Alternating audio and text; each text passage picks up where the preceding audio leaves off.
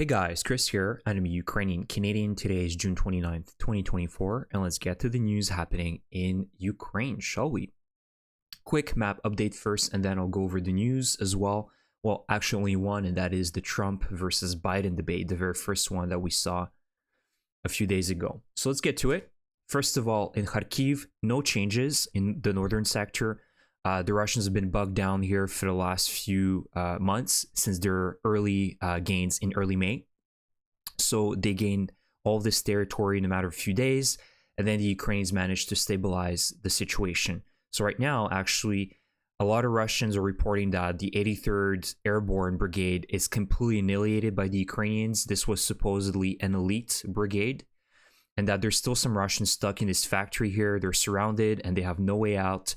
So very likely that, as I've mentioned in the past, by the end of the summer, the Russians will do another goodwill gesture out of Luhansk and decide to go back. Most likely, if the Russians retreat from Luhansk, they will go very close to the border. There's still a village here. There's still another village here, Platenivka and Ohirtseve, Hatyshe. So this is likely where the Russians will retreat, basically giving them now a buffer zone of about 1 to 2 kilometers rather than 5 to 7 kilometers. So this is a huge loss for the Russians if the Ukrainians pull it out by the end of the summer. And we know that they can, because the pressure that the Ukrainians have been applying on Russian territory has been immense since the Biden administration gave the green light to finally use HIMARS missiles on Belgrade and other bordering regions where the Russians might attack Ukraine. So I think the situation here looks very dire for the Russians. And since their incursion in Kharkiv, they've been losing over 1,000 to 1,200 men per day. However, that kind of nets itself out because, yes, the Russians are losing an average per month 30,000 men, but they're also mobilizing 30,000 men per month. So we know that the attitude towards human life in Russia is very low. They don't care about their losses. And so, unfortunately, this is one of the Russian advantages, is that they can simply throw as much meat as they can and as they want, because they have over 140 million people. Of course, not all of them are capable of fighting. And even at this stage, I think that there's way less than 140 million Russians, but they can mobilize a lot of people, millions of them. And so this is the only advantage that Russia has at this stage, is that they can continuously replenish their losses. Whereas Ukraine doesn't have this luxury, but also Ukraine doesn't behave like that. Ukraine is trying to preserve lives. So that's the situation for the northern region. Now let's go to more down in the south, closer to Crimea. So that is the Luhansk area. And here there's some really good positive developments. You can see that in the last week or two here around Crimea, the Ukrainians made some really serious gains in the southern forests of Crimea. So this is the Serebryansky forest. And this is where pretty much the battles have been at a standstill for the last year or so. Either side can really get an advantage here because they're just so well dug in. The fortifications are really good on both sides. But it's good to see that you can see that this was Ukraine's gain, I believe, about a week or 2 weeks ago. So they gained this little area here, about 1 to 2 kilometers. And now in the south here, closer to Bilohorivka, you can see that they've gained some more ground as well. So this is really good. Again, nothing massive. It's not like it's going to be a huge breakthrough for the Ukrainians, but it's good to see that the Ukrainians can penetrate and gain ground against some of the best well-defended Russian defenses. And also, in the northern area, that is in Terne and Yampolivka, the Ukrainians counterattacked, and you can see that they regained some fields and areas here, some high ground. So this is really great news. And again, you have to do it in the south and you have to do it in the north, because you're creating a much bigger salient here if you're liberating, let's say, Dibrova, but then the Russians still possess this entire area here. So it's good to see that the Ukrainians can counterattack, and perhaps eventually they'll be able to level this front line here. Who knows? So overall, great news out of Crimea. However, in the south, things are more complicated for the Ukrainians, and you can see that in the last few days, the Russians have made some ground around Ocheretine. So this is north of Avdiivka. They continue applying pressure. I've talked about it in the last few last few weeks is that most of the fighting will be happening around the villages. So the Ukrainians are making it difficult for the Russians to gain those fields that they've captured. But when it comes down to villages, the Russians won't be so lucky. And you can see the density of villages here in this sector. It will take a very long time for the Russians to be able to take all of this, even if they manage to do that. And so I seriously doubt that the Ukrainians right now are at risk, but they need to stabilize the situation. We have high hopes that with the F-16s coming soon, that they will prioritize the F-16s mainly in Donetsk to really start striking Russian positions, because Donetsk is their fortress, right? They've had over 10 years to fortify this entire province, this oblast. And this is why the Russian logistics here are the strongest. And this is why in Bakhmut and in Donetsk area, they've been really able to push much better compared to other regions, is because their staging grounds, their supplies, their logistical routes are much better compared to other regions. So with the hopes that the Ukrainians will be able to stabilize the situation here in the next few weeks, and as I mentioned, we will see by the end of the summer how things play out, because we know that somewhere in the summer, we don't need to know the exact date, but the Ukrainians will receive the F-16s. Of course, this is not going to be a massive game changer, because Ukraine needs hundreds of them, literally, to make a difference throughout the front line. But even a dozen of them can have a very deadly effect, because we know that the nomenclature of missiles and bombs and the different multi-role capabilities that the F-16s provide is fantastic compared to these old Soviet jet fighters, which are aging. The Ukrainians need to put a lot of maintenance into them and a lot of work to modernize them and bring them up to date to utilize modern Western missiles. But the F-16s have some good radars. They have good missiles that can track down Russian air defense systems as well, and also Russian jet fighters. So they're in big trouble. And with the green light provided by the Biden administration, where Ukraine can strike Russian positions within Belgorod, it alleviates and extends the F-16 presence within Ukraine. So that is really good news, but Ukraine needs to receive at least 100 of them to start making a difference. And of course, this is all based on this one variable, that Ukraine continues to receive aid and supplies from the United States and from Europe and its partners. That is really important. And I think that by the end of the summer, Ukraine will be able to stabilize the situation, especially around Donetsk. Another sector here is Toretsk. So the Russians here in the last few days managed to grab this area.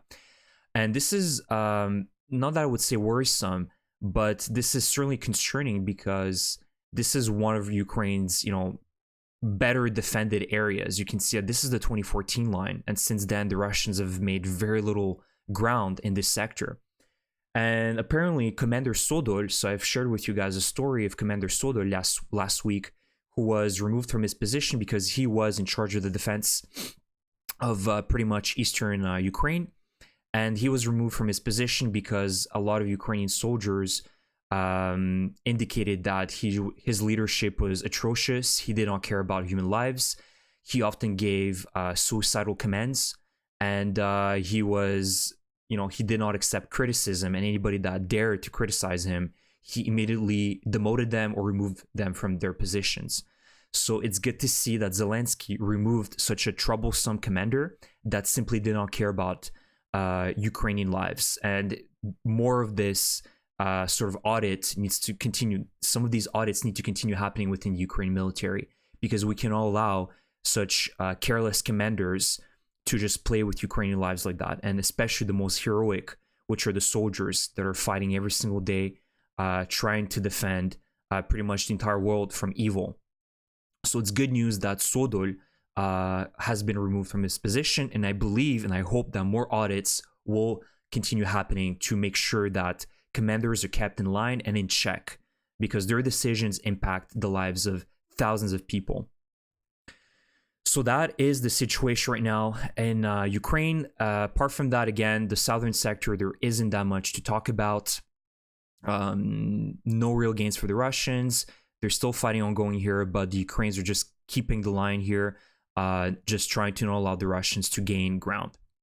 One last thing I want to mention is in Crimea. I believe it was a day or two ago, the Ukrainians struck an S-500 Russian air defense system. So that is the Triumph system, the most expensive and the most modern that the Russians have. And so the Ukrainians managed to destroy it with ATACMS. And this is a system that costs a lot of money, close to $800 million. It's not just the air defense complex that launches the missiles, but it's also the radar station. It's also the crewmen servicing it. This is a huge loss for the Russians. And that is great news. Again, further weakening the Russians, and the sunk cost fallacy continues in Crimea. Just as we've seen in Chornobaivka a few years ago when the Russians controlled Kherson and the airport, where they continuously brought new equipment in the airport despite the fact that the Ukrainians had artillery and fire control over the airport, and they continuously destroyed any equipment they brought to the airport. The same is with Crimea. The Russians know they cannot defend Crimea. Their air defense systems are useless. As a matter of fact, they shoot down missiles over, public areas as well. So, Ukrainian missiles, they're flying towards them, but then they're so ineffective that they only are launched at the very last second, only to then create further damage closer to the area they're positioned in. So overall, the Russians cannot defend Crimea. They don't have the capabilities, but they don't have a choice, because Putin knows that this is the jewel that he cannot lose. If he loses Crimea, or even showcases to the Russians that he's planning to leave Crimea for good, the Russians won't accept that. This will be his demise. So this is why I've mentioned in the past that Ukraine, once they do counteroffensive, most likely next year, they need to double down in the southern sector and drive out the Russians from the south of Ukraine, and then cut off Crimea completely by destroying the bridge, and essentially leaving the Russians with very few options but to surrender, or to do another goodwill gesture, as they like to say. And last but not least, there was a very important debate in the United States a few days ago, Trump versus Biden. And I just wanted to give you my 5 cents, my opinion about this debate. Clearly, Biden lost. Biden looked very weak, literally lost. He fumbled many times. He forgot his words. It felt bad. I felt really bad watching him. And Trump, it was pretty much the same. Trump said a bunch of nonsense, a bunch of lies. But clearly, Trump, being that he's a better talker, he won the debate. And this worries me a little bit, because we know as well what Trump said during this debate with regards to the Ukraine war, that he had a great phone call with Putin, and apparently Putin shared his dream of invading Ukraine with Trump. So he shared that on a phone call. However, Trump surprisingly declared that the current terms that Russia gave to Ukraine, aka, don't be part of NATO and give back all the territories of Kherson, Zaporizhia, Luhansk, and Donetsk, and then we will consider peace terms. He said that these are not acceptable. So credit to him for saying that. But what worries me with Trump is that he's very unpredictable, and one day he says this one thing, and the other one he completely changes his narrative and his decision. So that is the problem. However, with Biden, seeing his mental faculties being now questioned the day after, so yesterday everybody was questioning his mental faculties, that's a serious blow for the Democratic Party. And I think now, I really believe that the current US elections in November will be very, very tight, and that it might be possible that Trump comes back. So I think that there's a lot of nations right now that are really wondering how they can reposition themselves with the potentiality of Trump coming back. So I don't know. I don't know what is the next move for the Democratic Party, what their next move is, to be honest, because a lot of them are questioning now if Biden should be even now the front runner, if they should change candidates. And, at this stage, is it a good idea? Because, we're only about 5 to 4 months before the actual elections are going to happen. And that could be a very dangerous trajectory for the Democratic Party. So clearly Trump won. He was more articulate, even though he said a lot of lies, and, he wasn't fact checked, but he clearly was able to elaborate his ideas much better. And I think that for the Americans as well, what is important is to have a president that can actually look strong. So to me, that is worrisome, because I know Trump is absolutely unpredictable. And, the people that vote for him don't care that he has, 34 charges and he's been convicted of crimes. Nobody cares about that. They just want a president that looks strong against all the current situation, geopolitical situation in the world. So you guys can let me know what you think about the debate, what the Democratic Party should do. I know that Biden came out yesterday with a very strong speech during one of his rallies in North Carolina. He looked much more energized, and he said that he's not planning to to stop and give away his candidacy to somebody else. So we'll see how that ends up being during next few months, and potentially in the second debate, maybe he's gonna have a better performance. But based on his first performance, he didn't look that good. So here you go, guys. Here's the video for today. Hope you enjoyed my updates. I will do another one in the next few days, and thank you for your support. Slava Ukraini!